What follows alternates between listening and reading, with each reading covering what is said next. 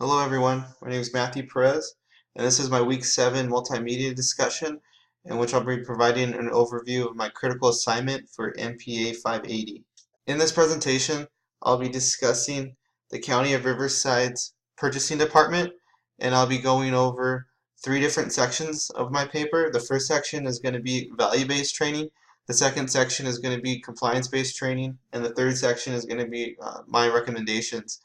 So the overall theme of the paper is going to be highlighting on how the County of Riverside is currently doing value-based training and how they're providing compliance-based training. But I'm going to try to show how they can improve on their current format with current technology to get to everyone at the County of Riverside, since it's a large county the size of New Jersey. So my first section will be discussing the value-based training, and I'll be discussing the frequency of training. There's different styles of training. There's some where they meet once a week. There's some where they meet once a month.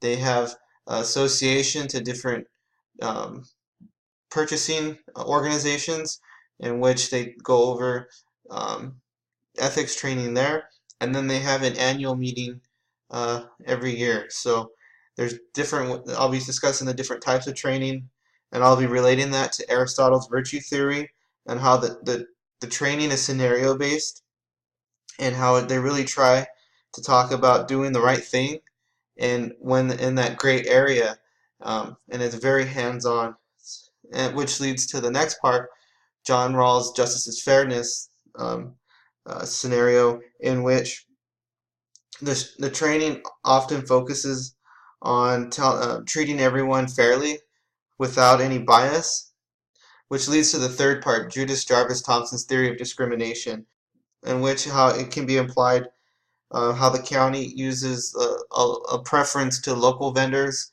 and veteran-owned businesses, how they get a 5% preference, and also minority-owned and women-owned businesses get a preference as well, although it's not a percentage, it's still noted in the bid.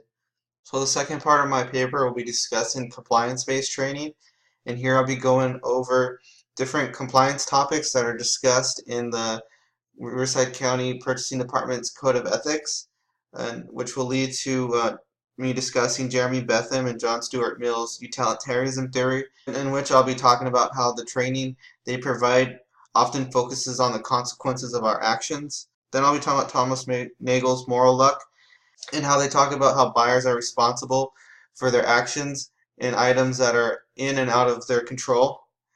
My last part of compliance-based training will be discussing the divine command theory and how the similarities between the Code of Ethics, in which there was 11 topics in the Code of Ethics, was similar to the 10 Commandments in the Bible. And my third section for my final paper will be discussing recommendations. So my recommendations for the purchasing department would be to use more technology in their training, and share ideas within the buyers, and also value feedback that's been given. And this can be done by highlighting Immanuel Kant's categorical imperative theory, when using reason will help the buyers during ethical dilemmas and help the training become better.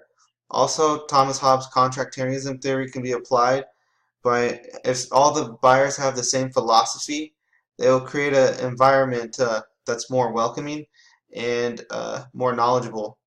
And from a Christian perspective, I'll be talking about St. Thomas Aquinas' natural law theory, and how God instilled all of us the desire to do good regardless of our religious beliefs.